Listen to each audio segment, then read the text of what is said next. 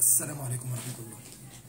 كلمتين مهمين حابب ان انا اطلع اقولهم بخصوص الفيديو المنتشر لولد وبنت فوق الكوبري، وواحد ما عندوش دين ولا ضمير صورهم في الوضع ده.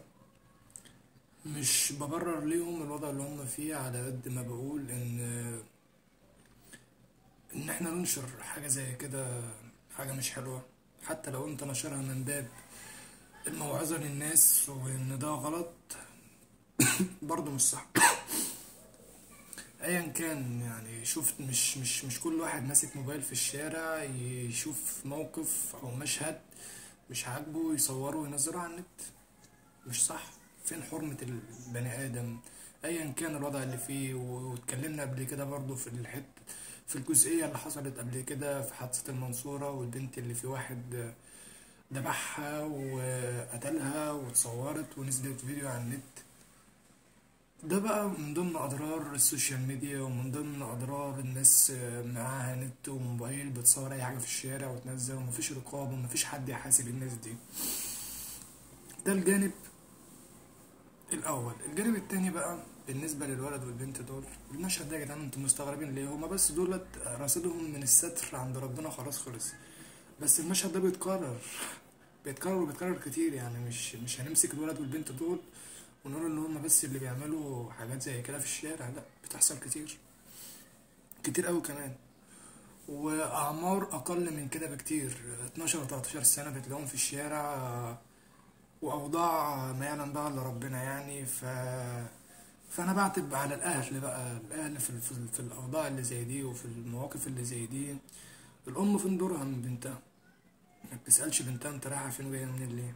يعني زمان كانت البنت ما تتأخرش لحد المغرب، آخرها الساعة 6 مثلا المغرب وتكون مروحة البيت. ده بالنسبة للعادات والتقاليد اللي احنا اتربينا عليها. كانت البنت مثلا لو بتاخد دروس ولا حاجة وما تتابع معاها خدت ايه النهاردة. دلوقتي البنت بقت بتقول لهم ما انا طالع اخد درس، والأب شغال وبيلف حوالين نفسه طول اليوم عشان خاطر يجيب فلوس ومصاريف كف عياله واحتياجات بيته، وخصوصا في ظل الظروف اللي احنا بنمر بيها في البلد والاسعار والكلام ده كله. فالاب بيبقى دوره ان هو يشتغل، انما الام فين دورها؟ فين دورها من بنتها؟ ما بتسالهاش فين انت رايحه فين وجايه منين ليه؟ بل بالعكس. يعني زمان كنت تلاقي البنت لو لابسه لبس مش كويس، تلاقي راجل في البيت كده اخوها ولا ابوها يقول لها لا يا بنت وعيب وغلط. والحال دلوقتي موجود، بس ايه، الناس دي قلت شويه، ما بقتش زي زمان.